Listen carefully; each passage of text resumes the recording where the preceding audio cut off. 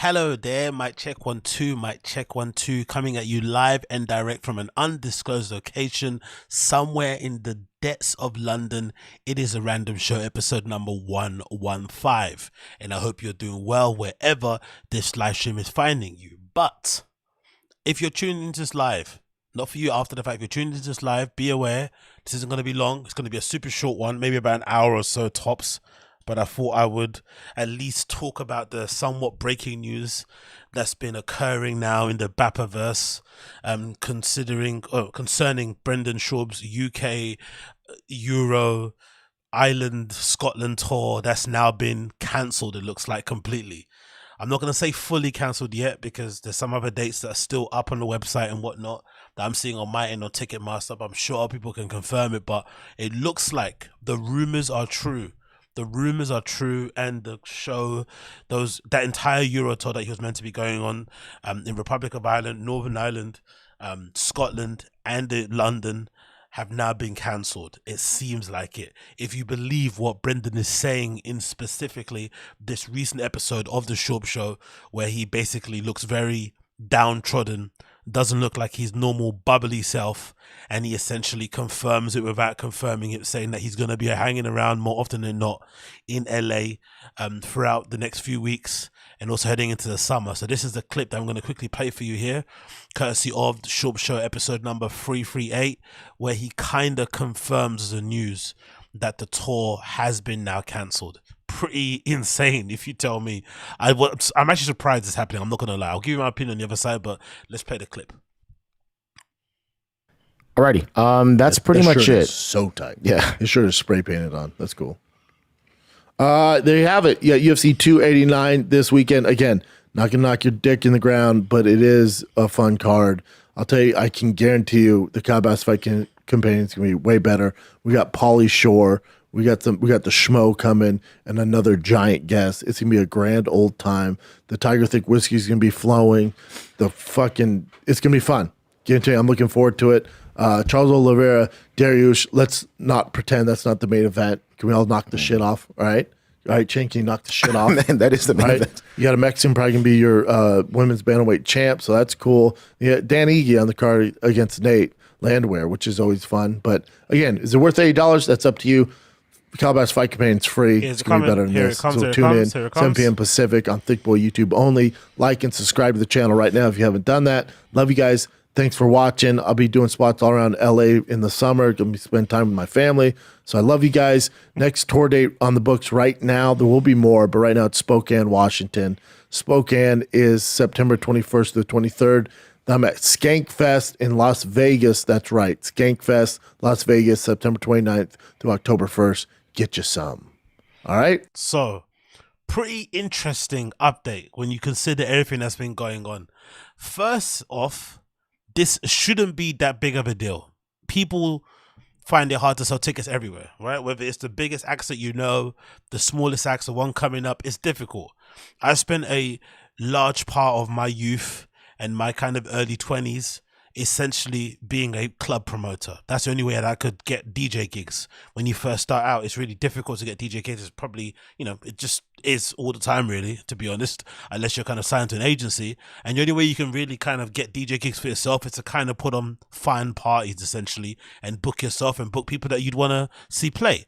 So you put on these events as a way to get you to play in front of a crowd, and also to maybe book people that you maybe love, see coming up as well, or people that you just want to, have play in your city because they don't usually play there.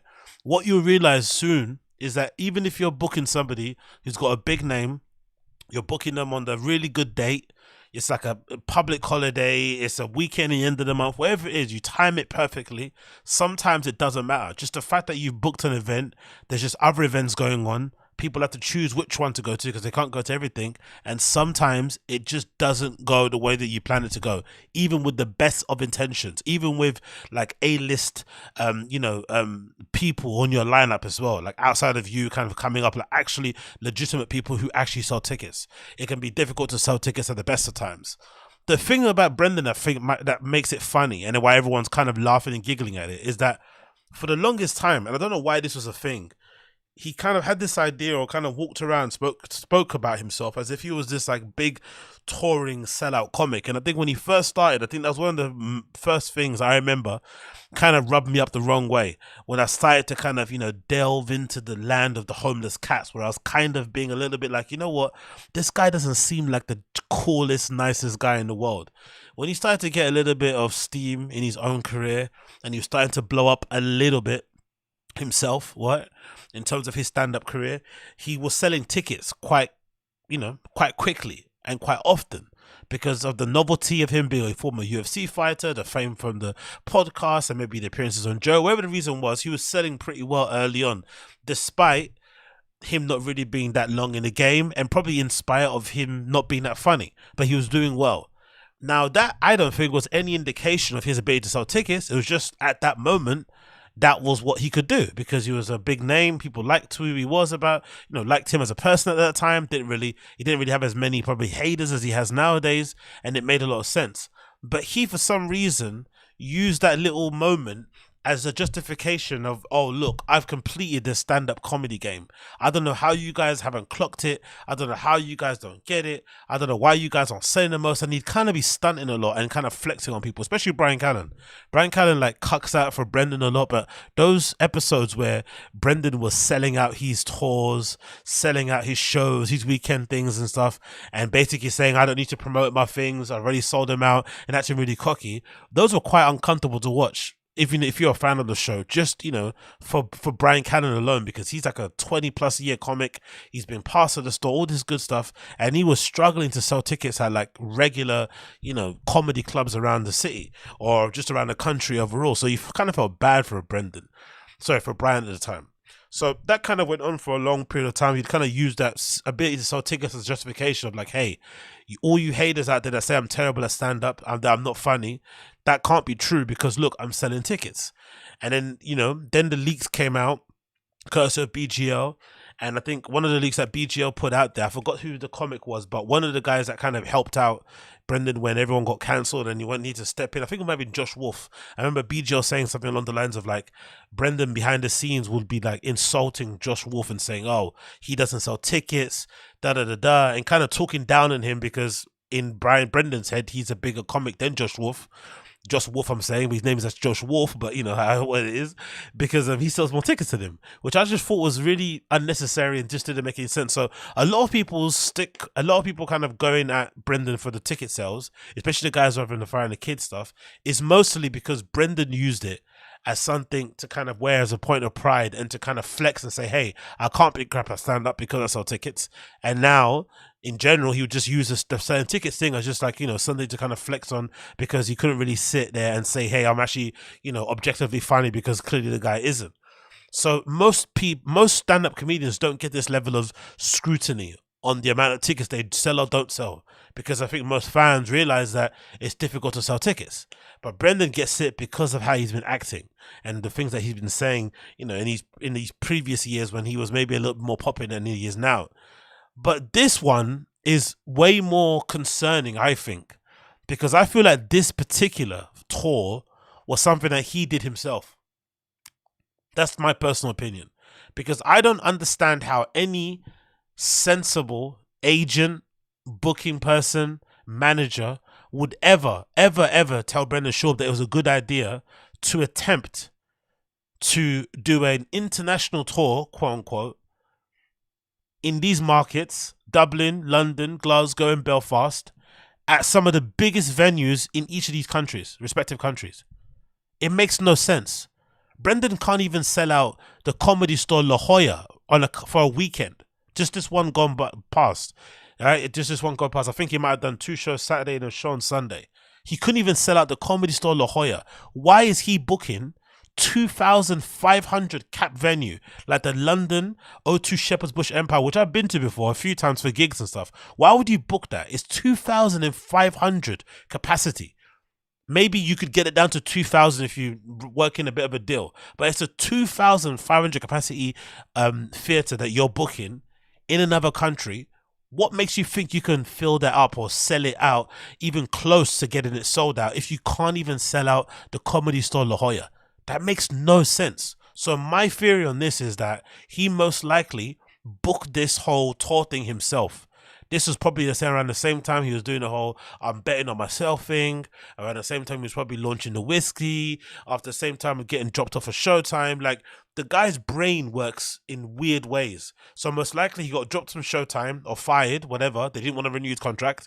Either way, I don't think he wanted to leave. He was basically put in a position where he had to leave. There's a way to kind of make himself look good on the internet. He goes and buys a green Ferrari. Okay, cool, whatever. Do your thing. And then I think to show that he's still kind of doing well, he then decides, oh, I'm putting out my own special. Does it in the most haphazardy way. Production's all over the place. The material itself is fucking awful. Production is fucking terrible. It comes out, it gets completely panned. And in the way to kind of bounce back and show that he's the guy, he books his own Euro tour because he thinks like, he books his own international theatre tour because he thinks he's at that level. Because if you think back at it, there was another leak from BGL. So, BGL's been a bit of a pain, but, he provides some good information. Remember BGL said before that one of the interesting things about Gringo Pappy, post Gringo Pappy, was that a lot of people on for the Friday Kids subreddit were asking BGL, I think maybe during the AMA, hey BGL, what was the atmosphere or the vibe like after Gringo Pappy dropped? Because all of us thought, most people watching from the outside in, thought, oh my God, Gringo Pappy was awful, right? He should have never released it. 30-minute special that was like 27 minutes or less of jokes. It was absolutely horrendous. It actually did far more damage to his perception, reputation, how he's viewed, whatever it may be, more so than You'd Be Surprised. And we were thinking, surely it must be like, it must have been like a real dour moment at Thick Boy Studios after that dropped. And BGL said something, he was like, no, it wasn't actually. Brendan actually thought it went well. He was actually surprised he wasn't able to do theatre shows straight after that. He actually assumed that Gringo Pappy was going to be the special that was going to launch him into doing, countrywide theatre tours in America. Can you imagine that? If you watch Gringo Pappy, can you imagine expecting or anticipating that crock of shit to be the thing that would launch your career? It's a delusion on another level that I would legit love to see a documentary on. I hope some of the better YouTubers out there that do documentaries and stuff like the Porcelains and all these other guys, Beige Frequencies, I hope they step up one time and decide, or just are curious enough to kind of delve into it and kind of figure out like what goes into the mind of somebody like to book, himself an international tour to look like you're a big international comic when you can't even sell out the Comedy Store La Jolla. Like what possesses somebody to think that the Gringo Pappy was going to be the special, was going to launch your career into the fucking stratosphere? What does that to somebody? It makes completely no sense. And the other thing that's weird about this, the really strange thing about this also, for me, if you look at this video here, screenshot taken from the Fighter and the Kid website, it's got all their tour dates listed, right? So Brendan Schaub's date, so he's on there in the URL, that's his section of the site, and he's got his up and coming tour dates. So far, when he was talking at the end of the Schaub show, he mentioned his next date being Spokane for the summer. He didn't mention anything about the Pasadena's thing. So I'm wondering what that is about. If that's just because it's a Schaub and Friends show in a random comedy club, maybe he doesn't really care too much about it, but he mentioned Spokane more than he mentioned the Schaub and Friends thing, which is weird. But then look at the list, I remember the Skankfest Las Vegas. And as somebody pointed out here before, I reckon if he was able to cancel this UK Euro tour, even if it's a super short notice, it makes me think that there's a possibility that Skankfest could also be cancelled, because it looks like this summer might be the quietest summer that Brendan's had in a while in terms of getting booked. And again, it doesn't matter for most people. We're only nitpicking this shit because he wears it like a badge of honor, and it's like a thing to say, oh, look, I'm definitely a better comic than you guys think I am because I sell tickets. When it didn't really ever cross his mind that maybe he was selling tickets in the beginning because he was a novelty, because of that like celebrity factor about him being well known on Rogan, the UFC stuff, the T5K blowing up at the time. Like that was part of the reason maybe why he was selling tickets earlier on, because judging by his material, it's not as if his material was better when he first started. It was because he was new. So that made a lot of sense, and they probably had way more fans back then. So maybe now we're seeing the clear correlation, right? We might be seeing a clear correlation, or the clear result of the fans dropping off little by little over the years.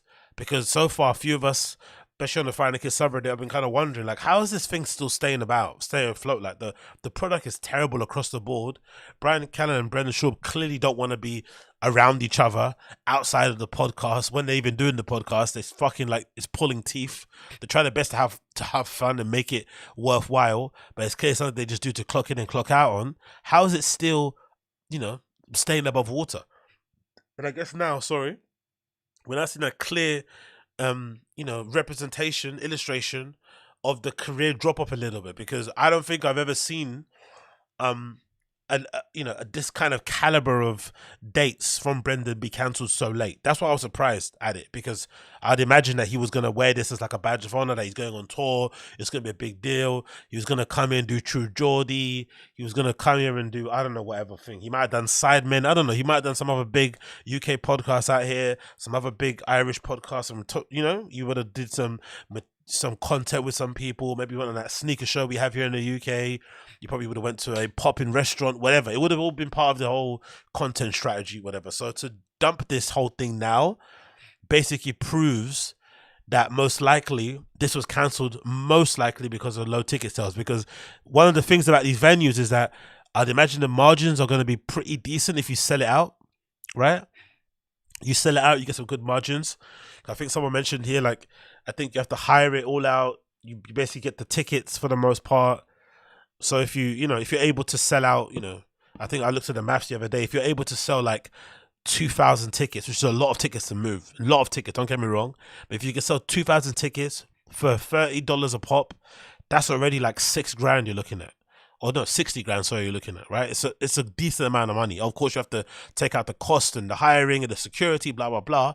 But if you can sell out these venues, it makes sense why these American artists are coming on, are going overseas to places like the UK, especially if you've got a large fan base. Because you don't come here often anyway. So if you can come here once a year, twice a year sometimes, if at a stretch, you can hit these 4 venues and get like 60 and go back home, like, basically grossing $1 million. Maybe you're not going to have it all. No, not grossing $1 million, sorry. My maths is, I've got Brendan Shaw's maths there. But grossing $250,000, right? Nearly. But you can, you can make some decent amount of money, especially if you add on top of that the VIP packages, the sign, the meet and greets, all that fucking nonsense. So I see the allure of it. The allure of it, I see it. But I personally think it was incredibly idiotic for this guy to book venues of 2,500 capacity. It just doesn't make any sense. Like, I don't know who advises this person, or if he has any other people advising him. They probably do need to kind of take a real long, hard look at themselves in the mirror, because it's insane that somebody that can't sell out, like I keep saying to you, the Comedy Store La Jolla would expect to come overseas and sell out venues of 2,500. It makes no freaking sense. Unless there is a comedian out there, I don't know. Again, maybe I'm uneducated. Maybe there is a comedian out there who doesn't sell out comedy clubs in the US, but then when they go international, somehow they sell like 1,000 tickets, 2,000 tickets. I don't think that's possible personally for me, but maybe it is. I just feel like the guy tried to book his own tour, tried to look like a bigwig, and now it's all kind of come tumbling down. But the annoying thing I think about this personally for me is, if you're a fan of the guy, and again, I'm saying this personally because I bought the ticket, so I've been a little bit burned. Even though I'm gonna get a refund, it'll be fine. But the annoying thing, if you're a fan, you don't really get any real explanation. He just kind of cancels the shows last minute. So if most likely you're a working class person, middle class person, you most likely are over the age of 25. You may or may not have a partner and some kids. You may not have some pets. So you have to make arrangements way ahead of time. Like, I'm sure some of you are the same. If you're over the age of fucking 25 and you're maybe living on your own, when you've got days off and stuff, you're planning them like weeks in advance. Days off, vacations, you're planning them months in advance. So you're already setting out stuff of like, okay, who's going to look after my dog and cat? Who's going to look after my kids? Who's gonna come and fucking water my plants while I'm away? You got to do these fucking adulty life things to get in place before you can go out on a night out with your partner or with your friend or by yourself, have some drinks, do some drugs and listen to fucking comedy. You have to put a lot into place. So when these things just get cancelled like that, to me, it's a real big spit in the face of the fans. especially with no real legit explanation. And comedians tend to do this more often than not, more often than most people have seen. I know from the DJ scene that I'm kind of obsessed with and a part of, that does happen sometimes, but there is a lot of kind of excuse making about, unforeseen circumstances, I'm ill, blah blah blah. So they do try to make some effort to like explain, so fans don't go super crazy, and usually they'll close comments, how they do something, right? I mean, they're aware of like how taboo it is and how kind of bad it makes them look. But I feel like stand-up comedians don't give a fuck. They just wake up one day like, just can't be bothered. No, I'm not doing it. Like a few weeks before, it's like, brother, like, how can you just cancel the show, a whole entire tour that you're meant to be going on, in literally a couple of weeks, just a couple of weeks beforehand? Especially international tour. Everyone's got to put things in place, and now suddenly that weekend is gone. You have to do completely something else. It's really, really, really crazy. But to be fair, if Severe Design said it. Severe Design said it already there. I was just about to say, to be fair to him, if you were paying attention, you would have known this UK tour, Euro tour thing was never going to happen anyway, because he stopped promoting this a long, long time ago. Like, I think maybe even a couple of months ago, he stopped promoting it. I think somebody already mentioned it on subreddit.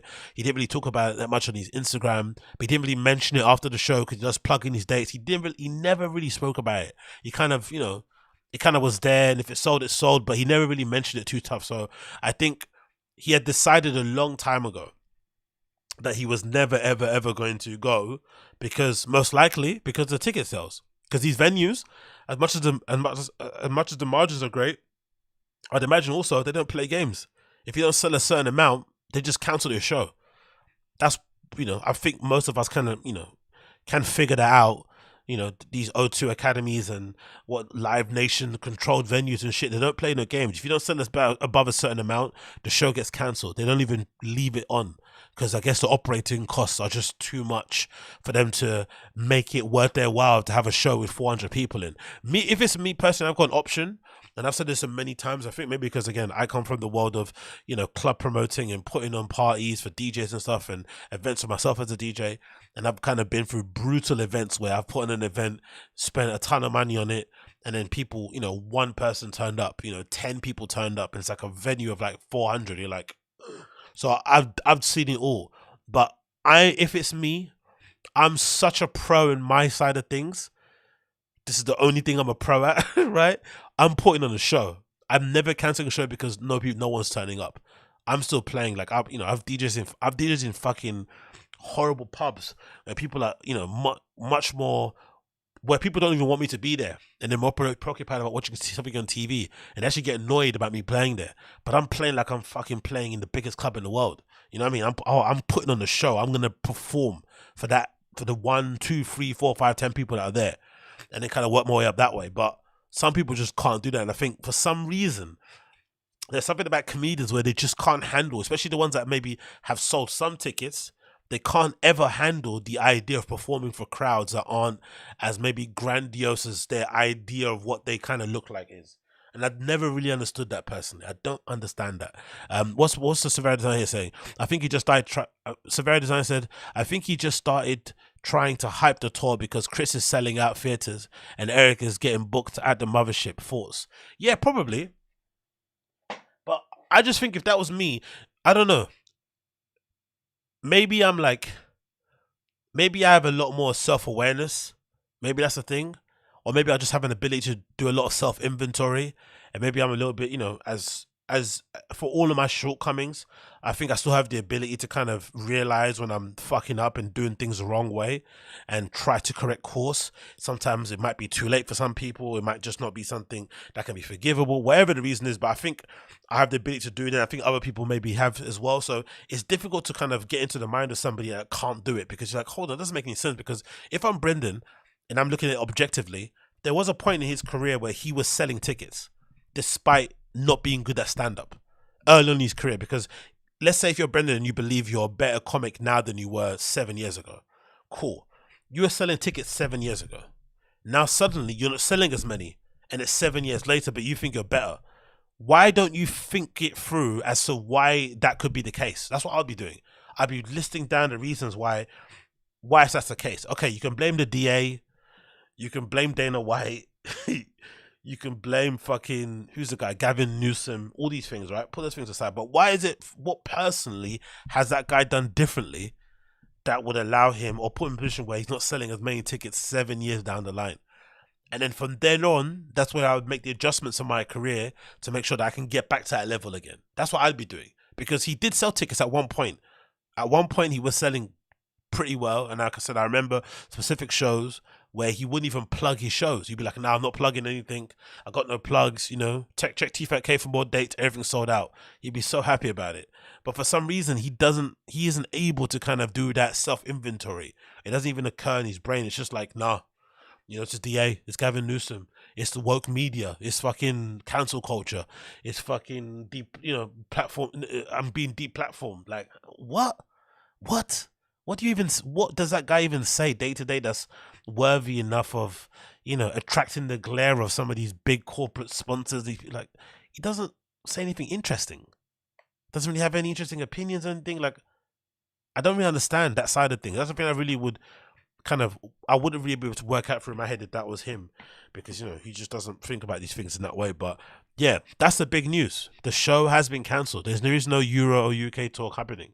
It's not happening at all, it looks like. I should end this last bit. Let's see what it says at the end. They don't have shit. Niagara Falls, New York. Niagara Falls, New York's November 4th and 5th. I think one show on the 4th, one show on the 5th. Some big ass casino in Niagara Falls, New York. Never been there. I'll check out the fall. He sounds enthusiastic about that. And another thing also, you know, also is interesting about this. Again, another thing about BGO. That BGO guy has been a fucking horror. That whole BGO escapade, that whole era arc of the story was horrible to kind of cover, man. I'm hopefully to never go over it again. But to be fair to BGO, he did give us some really juicy bits of info that we had no real idea on. And one bit of juicy info that he gave us was that podcast sponsors, like, they sort of work in delay, the contracts. They're kind of based on like numbers that they sign up on the day. So if they also sign me now for a podcast sponsorship, it'd be based on the metrics I'm getting now. But then that would hold over for 3 years. So if I then had a dip, it wouldn't matter because I still getting paid based on like 2023 stats instead of 2022, 2020, 2026 stats if they got worse. So you can kind of make a lot of money, but then it doesn't really hurt your, you know, you can kind of make, your money is never affected based on the views going down. You kind of know what I mean, right? That makes any kind of sense. Yeah, big up Austin Casey. Every move Brenda makes is based on delusion and ego. Bingo, Fact. bingo, bingo, bingo, bingo, bingo. Big up Austin Casey. I appreciate it for the $10, brother. Thank you so much for donation. So yeah, so BGO said that's how the contracts work, which is why T-Fat-K has been able to survive despite the numbers being horrible, right? The stats kind of like dropping off considerably because early episodes of T-Fat-K, even without like Chris D'Elia and like, you know, Pete Chris D'Elia and Will Sasso and Theo back in the day, they would easily get 100,000 to sometimes 500,000 views, like just Brendan and Brian. So clearly the drop off's been crazy, right? And he said that's the case because they signed these deals, you know, based on the metrics you already have. And sometimes with Brendan, of course, he would buy views, right? Clearly, we can see that's the case because the pod is awful. No one with a brain is going to be watching that stuff like and enjoying it. It just doesn't make any sense. And especially if you look at the views and the likes and stuff, it's just easy to tell if you watch enough content, you make content yourself, it's easy to tell who buys views and shit. Cool.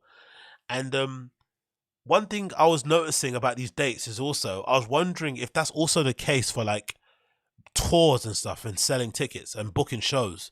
Like maybe now even in the States, which you imagine is his prime market, it should be his prime market. It is his prime market.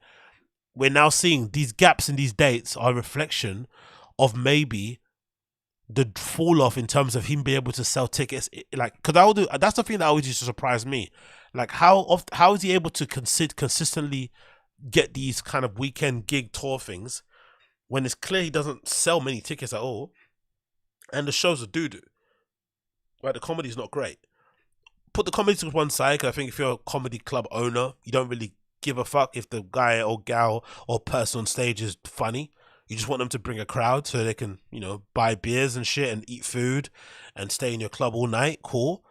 But the guy clearly doesn't sell tickets at all. He finds it hard to sell like standard, I don't know, number in the comedy club.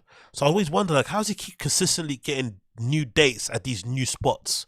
Because I know from me, when I used to promote and put on parties and raves and places, you would get really embarrassed if you put on a night and no one came, and then you saw the event, you saw the venue owner or the booker there, because you know, as soon as you saw them and they notice a crowd, that most likely you would never get another date. So either you as a DJ or you as an event booker, like, you would dread seeing the fucking owner or the manager there. You'd be like, oh no, man, they're gonna see this and they're gonna know, like, I didn't do anything, no one came through, I'm not a draw, like, whatever, right? You'd be hating it, dreading it. So I was wondering, how is this guy able to kind of keep, like, double dipping, trip, like, he's getting rebooked to these places when he's not selling tickets? Doesn't make any sense. And I thought maybe the comedy stand-up comedy scene's a bit different, maybe from DJing, and maybe it's because based on these fucking celebrity, I don't know, but maybe this is now an indication that because of the economy, that maybe things have changed. Maybe now comedy clubs are actually not allowing or not giving people more dates if they can't sell tickets beforehand. This is maybe a reflection of it. Who knows? I'm not too sure, because this is an interesting gap in dates. Like, he's got dates in July, September, November, but then, it's June, July, or August, October, like nothing. It's a big gaps in terms of his kind of schedule and shit, which is quite interesting considering that he was always kind of bragging about the dates, and what he was doing going forward. But yeah, UK Euro Tour is fucking over. That dream is completely done. And yeah, the using the kiddos as a human meat shield. Yo, that's tough. Using the kiddos as a human meat shield, the same guy that doesn't actually like hanging out with his kids. It's fucking wild. There's clips of this guy, There's clips of this guy talking where he says, jokingly, not jokingly, that he would purposely book shows to kind of be away from his family. And now all of a sudden, he's like, oh, I want to spend the summer with the kiddos. Sorry, sir? No, we don't believe you. We don't believe you. I'm sorry. We do not believe you. But again, that is kind of shameless, to be fair, to like use the kids as an excuse. It's kind of like when you're late for work or something and you just say someone died in your family. You don't even want to take ownership of it. You don't even want to kind of man up to it. You don't, whatever. You just say someone died. It's like, that is really bad vibes. Really, really bad vibes. And it seems like Brendan always goes for that Hail Mary pass. Like, it's my kids. It's like, bro, you don't really speak about your kids in glowing ways. You clearly don't want to be at home because you try and book as many tours as possible to be away from home. When you are at home, we see the pictures on the fucking subreddit. He looks like he doesn't want to be with his family. You know what I mean? He looks, very downtrodden and shit, which might be understandable because of his age and stuff. When you have young kids, you probably want your alone time, blah blah blah. I know that I'm not really the most educated on that sort of shit, but still, using your kids as an excuse when you're not really the kids guy is funny, especially when you think about that fucking, what was that time when his wife had a fucking miscarriage and he went on tour. He didn't come back. Like, I don't know. You find that out on road. You're tore up about it, like your wife is, and you decide to go back home. You cancel the half leg of the show. No, he was posting pictures of himself in the bathtub and shit with the boys. And his wife's having a miscarriage, like on her own, like just dealing with that shit on her own, uploading the stuff on social media because I don't know why she's doing that. Who knows? She's not a celebrity in her own right, but hey, who cares? I just found all that stuff fucking hilarious, man. Really, really fucking hilarious. But yeah, big up everybody in the stream chat, big up everybody hanging in there. Like I said before, this isn't going to be a super long one. It's going to be about an hour tops. So if you are tuning in here, watching this live, make sure that you smash that fucking like button for me. That'd be greatly appreciated. Share the show with your friends, comment all that good stuff so people can find it in the algo and follow along like you are.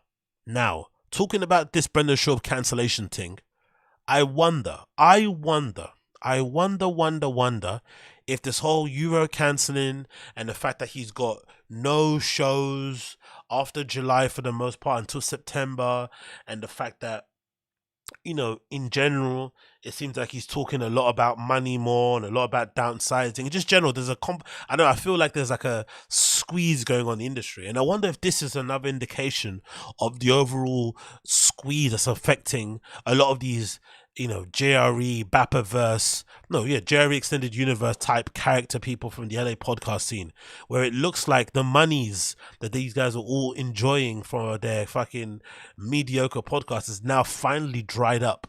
A lot of those pods were fucking awesome, but over the last few years, it's been fucking hellish to get through them, and some of the guys I actually enjoy listening to. So I wonder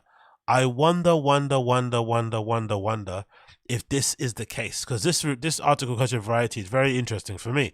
It says the following: Spotify laying off 200 employees in reorganization of the podcast division. 200 employees from the podcast division. Now, don't get me wrong, a lot of it might be to do with the merge with Podcast and Gimlet that they had. So a lot of these staff members might be more so Gimlet and Podcast employees as opposed to specific Spotify podcast employees. But it's still an interesting development that we're seeing the same platform that Joe Rogan, famously signed for 200 plus million, licensing deal a few years ago, is now the same place that seems like they're kind of starting to wind down their podcasting. And I think the rumors out there now are that Spotify aren't going to re-sign Joe Rogan. There's a lot of talk about him potentially going back to YouTube. I've got a feeling that he might even do the Twitter thing that what's his name, Tucker Carlson's doing. Especially Elon Musk has been talking a lot about launching that side of things in terms of Twitter and having it be a place where creators and content creators at large can actually post their stuff directly on there. So it wouldn't surprise me if Joe decides to do that directly, especially when you consider the conversations that are happening around the show in the comments and shit. That could be a good place to go and do it. Or you might jump onto a place like Rumble. There was talk about the Rumble guys having like an open contract there for him to sign or to negotiate with at any point in the hundreds of millions also. And I'd imagine someone like a Kick might get involved in, whoever. Loads of platforms out there that could get involved in there. But the one thing that is definite, Spotify aren't going to re-sign Joe. And I think that's interesting because you would imagine, despite Spotify's podcast platform side of things being horrible to use, I fucking detest it. It's obviously great to use some music, but the video side of it, the podcast side of it, just the fact that it crashes all the time, the fact that you've got fucking you pay for Spotify Premium and you still get fucking ads on it is fucking annoying. All of it fucking is horrible to fucking use. So I'm sure there's a lot of people out there who have just stopped listening to the Joe Rogan podcast because it moved to Spotify. And I'm sure there's still a lot of people on there like myself who only joined Spotify because of Joe Rogan. That's a funny thing. Like, much music I listen to, I always had a Spotify free account, and I had most of my main music listening was done on Apple Music. But then when Joe joined Spotify, I then got a premium account on Spotify because of that.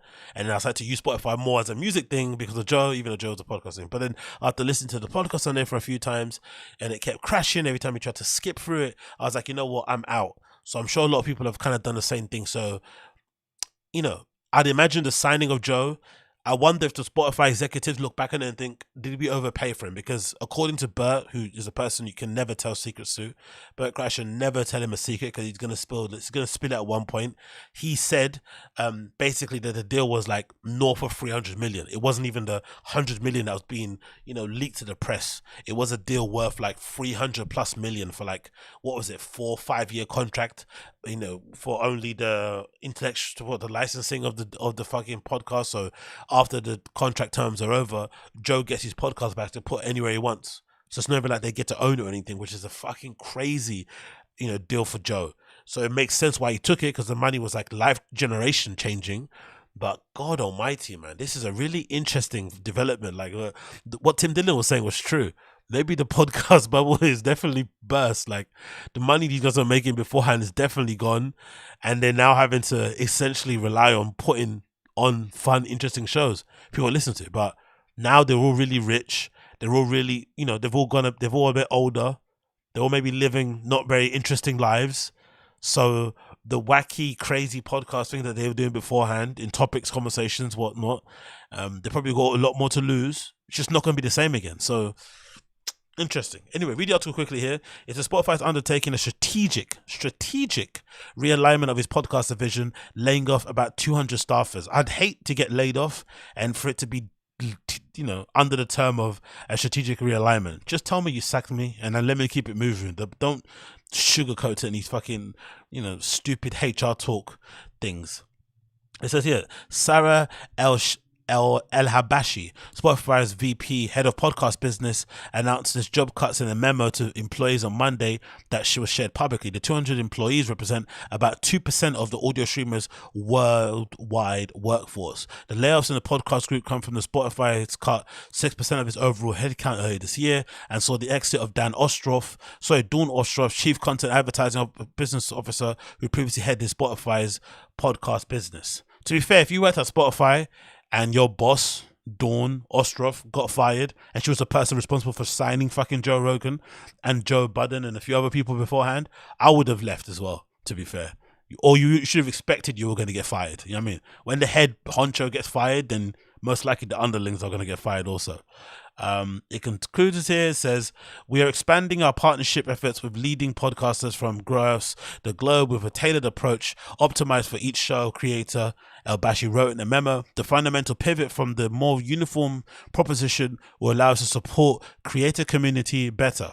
However, doing so requires adapting. Over the past few months, our senior leadership team has worked closely with HR to determine the optimal organization for the next chapter. As a result, we've made the difficult but necessary decision to make strategic realignment our group and reduce our global podcast vertical and other functions by approximately 200 people. Even if the cuts and stepped up focus of creators, Abashi said Spotify remains committed to original programming. With realization, Spotify will merge its podcast and Gimlet in a renewed Spotify Studios operation. Blah, blah, blah, blah. Last fall, Spotify cancelled 11 podcast shows running the original lineup, or pre-original lineup, to weed out the company's determined was unperforming titles. So they're getting rid of all the ones that are underperforming. So I'm wondering, let me ask you guys here in the poll here. Let me ask you what you guys think here, because I'm curious what the verdict is around the fucking community. Did Spotify overpay for the JRE?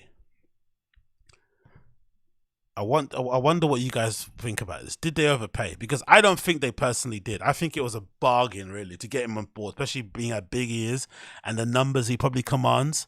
I think he brings in a whole lot of people there, a lot of ears, a lot of eyes. It kind of solidifies him reputation-wise. I don't think they overpaid, but I wonder what you guys think. Like 200 million, allegedly, right? For those years, the deal, according to Bert Kreischer, was 300, but let's say the 100, 200 mark. Did Spotify overpay? What do you guys think?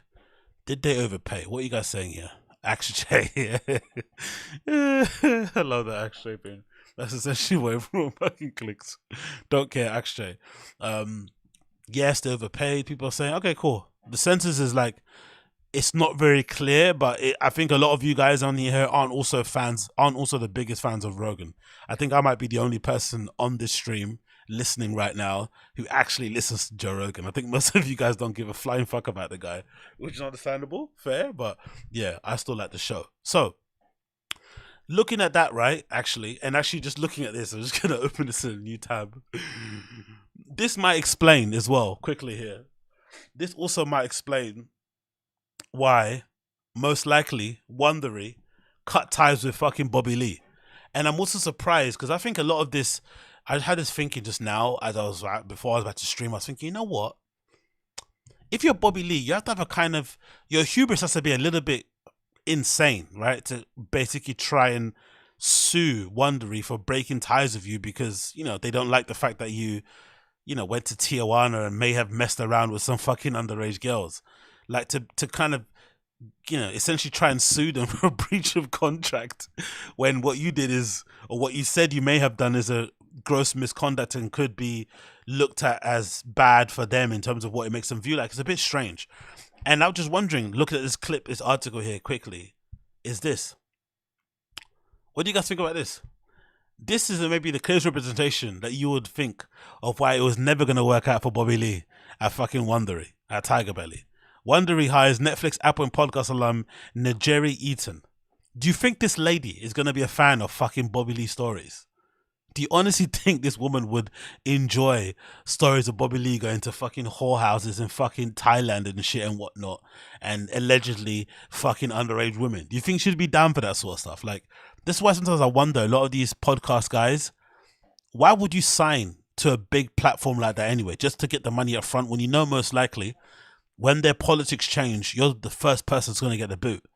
Or when somebody comes in who's a little bit more progressive, you're the first person that's going to get kicked out the door. Why would you sign on there? Like, especially if you've got a big enough fan base and you can manage your own deals. Like, I just think a lot of these guys just don't want to do the work. They like to talk about how hardworking they are, but they don't really want to go and find their own deals, secure their own podcasting, sponsorships, or whatever it may be, or just kind of work it themselves. They don't really want to be indie. They kind of want to be signed to a major label, major production company, major distributor, and then have the kind of appearance that they're indie and they're doing things their own way, and they have a boss and they can kind of, fly off the seat of their pants, when really the truth of it is they all want a regular wage. They basically want an ability to earn a stable income, because, you imagine being a comedian, especially like a Bobby Lee, your life has never been stable. You've never had a stable income. From acting to fucking stand-up comedy, it's all fucking irregular. So when you do get into podcasting, I understand the appeal to trying to sign up for a production company, to sign up for a fucking podcasting network. I get it. But the problem is that when their politics change, most likely, especially if they're kind of a left-leaning platform, they're definitely going to boot you out. You're definitely going to be the first person that's going to get the boot. Even if you're bringing a number, it's just not going to be good for business. Like, look at Joe Rogan. Like, look at the amount of pressure that was put on Spotify early on in the pandemic to get Joe Rogan off that platform. And they were lucky because Spotify is a European-based company, Scandinavia specifically, and they're not the most, woke, progressive people in the world. They have their bits about them. They're a little bit, left-leaning and liberal and whatnot, but they don't really succumb to all the cultural war stuff. It's a bit different here in Europe. Or Europe and, UK overall. So he was lucky, but the pressure they were putting on Joe Rogan to get dropped from Spotify was insane.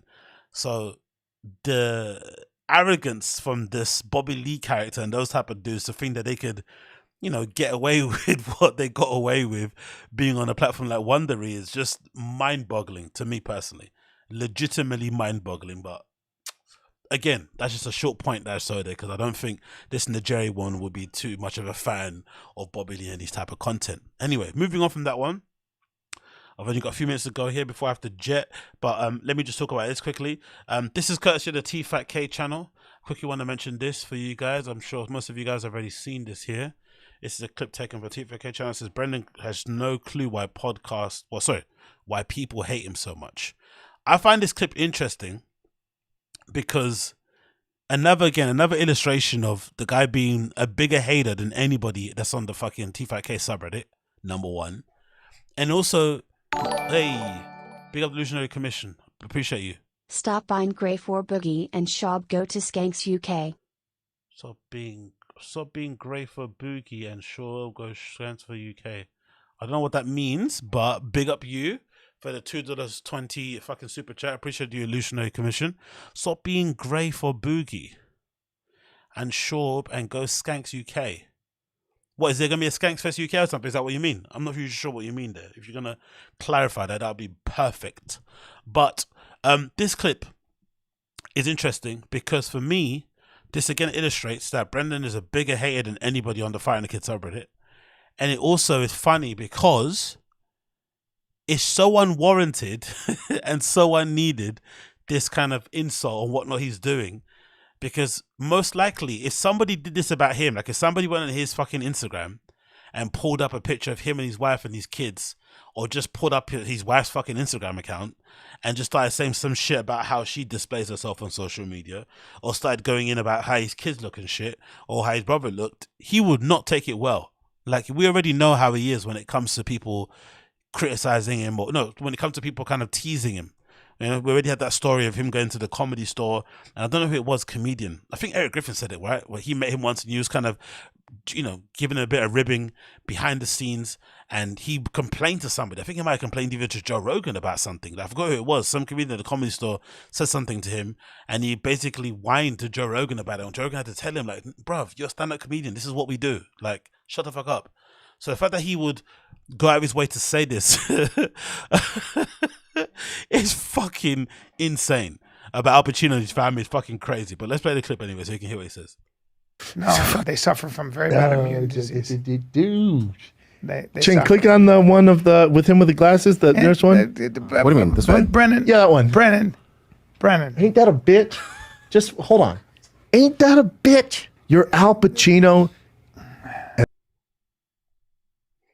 and that's your squad. Is that his son?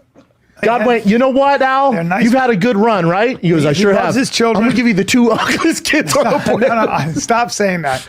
Listen, there's a bad pictures. They had rheumatoid arthritis.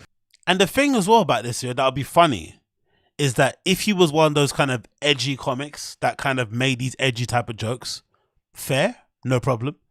And if he was also somebody that was willing to, like, as bad as he, as much as he gave it out, he could also take it. That's fair.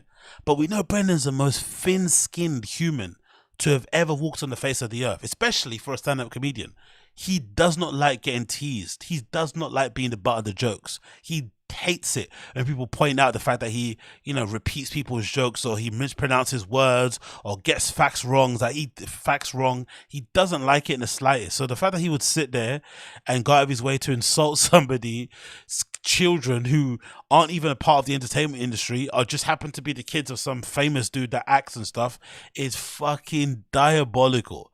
Legitimately diabolical, especially if you think about how some people are with their families. There's some people out there that don't play no games. Some people really will go, will legitimately go to fucking, they'll go to the ends of the earth to protect their family and defend them in any way, shape or form. They don't play any shape or form in that way. And the fact that Brendan would do that is legitimately a really clear example of like how he is deep down, or what he actually thinks of people behind the scenes. This is maybe the best indication that you can kind of see of what he's actually like in real life, and maybe another representation of what some people on like the Fire and the Kids subreddit see without him saying. Because I think that's one thing, right, that I think a lot of people on the internet don't figure out, especially these guys who don't have an ability to understand how they're perceived by fans and stuff, right, around the country, blah blah blah, all this stuff, right?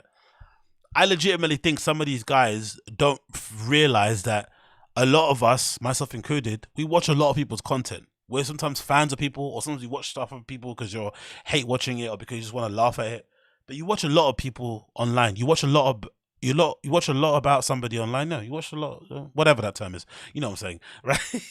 You consume a lot of their content, and you usually over time, if you consume enough content of somebody, you can usually figure out who they are as a person.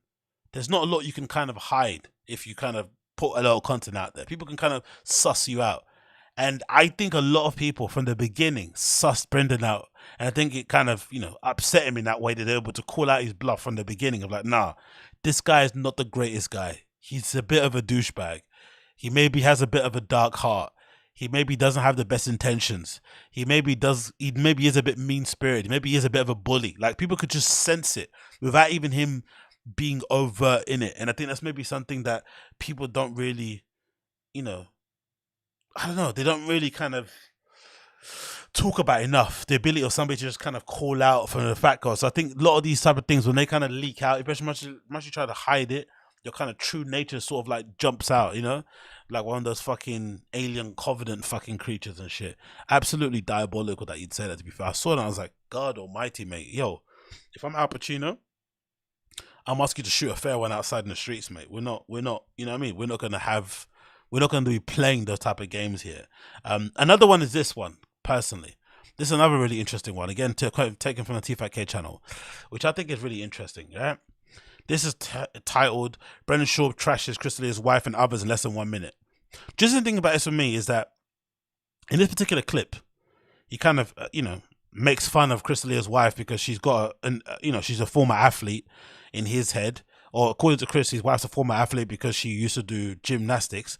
But in Brendan's head, because gymnastics isn't actually a sport to him, you can't really call yourself a former athlete. And it's always interesting to me, this thing, because this is something that he does often, Brendan. He seems to have a little bit of a thing against people who aren't. He seems to have a finger against people who call themselves professional athletes if they don't play conventional sports like American football, baseball, and basketball. Outside of those things, not even baseball, I think American football only, or maybe fucking, basketball only. He has a real big issue with people calling themselves athletes outside of that, which is really strange considering how mediocre his athletic career was. The Evolutionary Commission, pick up you. Pacino's girl used to smash Majigger girl got a type. Oh, really? Pacino's girl used to smash Majigger's girl. I love the fucking text of speech. Big up Evolutionary Commission. I appreciate you for the $2.20 super chat. So going back to this, I honestly think he has a real kind of weird insecurity around maybe not making it himself in his, preferred sport, being American football. So anytime he hears somebody else who's made it in the sport that they actually wanted to make it in, it just kind of sets him off, right? It's weird. Like, it's very, very strange. So it's yeah, exactly. Look, even Jordan Ray said, failed athlete gatekeeps failed athlete title. Exactly. That's basically what it is. I'm actually going to title mine that way, actually, my clip. Failed athlete gatekeeps athlete title. But I thought this was interesting also because I know a lot of guys, I don't know if you guys are similar, but I know a lot of guys and some girls also who don't play about their partner. They don't play about their partner, they play about their kids. Like some guys have even fallen out with friends because their friend said something that they didn't like about their partner. Like they were being a bit too cozy, they were maybe being a bit too loose with the jokes, and they went off. So the fact that he can say this to Chris is just an indication again of just how weird social interactions are in LA. Because there's some people that don't play. If you speak about their partner the wrong way, like you're gonna throw hands. It's gonna get fucking physical. It's gonna get violent, or they're not gonna speak to you again. So the fact that he would say this about somebody else's wife in a jokey way is a bit wild, to be fair. So let's play the video. National gymnast. When she was she stopped at 14. She was she won the state or some shit. Gymnastic is interesting. Do we consider Here a we go. sport, He's right? going to be a hater, right? Do we because there's no Bro, ball it's involved. unbelievable. There's no ball involved, though. How can you not consider gymnastics a sport, or it's not an athletic pursuit because it hasn't got a ball involved? Especially when have you ever watched the Olympic Games? Have you ever watched what gymnasts have to do to, attain a fucking top 3 finish? Have you seen how fucking stacked the competition is? Just to fucking qualify to be in the teams of the United States, England, Russia, China. Have you seen how insane the competition is in those countries? Can you imagine what it must be, how competitive it must be to even represent your country at any level, let alone your fucking state? Can you imagine how hard it must be to do? Because you must be able to be, you have to be born a certain way, maybe some certain genes or a particular size, whatever it may be, to kind of predispose you to do that sort of thing. But to argue against the athletic merits of being a gymnast is fucking insane. So what, bro? There's fighting. I'm gonna beat you to it. So okay, it's a bad maybe example. they should. There's balls involved. Maybe they should. Maybe they should fight. I think. Yeah. Oh my god. Who right. would win? His wife would beat Kristen's ass. Mexican dude. That's what I'm saying. She ninja warried the wall to get here. Yeah. But also, she's thicker. But no, she didn't ninja. I love the ninja warrior the wall to get here as well. It's a very interesting. Maybe the thing I've always thought about this as well is I wonder if Brendan's impression of his wife is not a bad thing because he just believes his wife. So his wife told him, "Hey, I'm from Guadalajara. I came here illegally." But then when she gets in front of a camera in regular people, she says she's from fucking LA. Because why wouldn't you? You're not going to tell everybody you're here illegally, innit? You're going to just keep, telling up the lies. So maybe I don't really hold that against him too much, to be completely fair. But again, I just think this vibe, this kind of tension that exists on this show, I just don't think this show needs more funny outside of let's start talking about our wives. Because if it starts going down that kind of lane, I don't think these guys are friends enough to make this not offensive. I think you have to be super close to somebody to allow them to joke about your partner. I don't think these guys are as close as they kind of make out. My wife's like a stick. Yeah. Crowbar. But anyway. Yo. I know some people who would legitimately beat you up if you said something slick about their wives or about their partners. They don't play. They don't play about their partners. There's just a line you don't cross. Calling his wife a crowbar. It's just wild. It's these LA guys just have no respect. Hey, I've been going fucking. I've They'd been, have to do a dance off instead. yeah. I don't know if you wipe want that. Look at Eric trying to keep the vibes somewhat cordial. Like, look at Eric trying his best to try to keep everything chill. Not either. You wanna Yeah, dance? dude. Really? Latina can't dance? Well, I mean, I don't know. It's like a black guy not being able to play basketball. I mean, bro, I've seen black guys not be able to play basketball. Just Chappelle AC. He can't. Oh, he's bad. Oh, really? Worst He I've also ever was a seen. cheerleader. Now here, Yeah. Anyway, that might be one of the most weirdest interactions I've seen from these podcast guys in a while, man. That was fucking tense.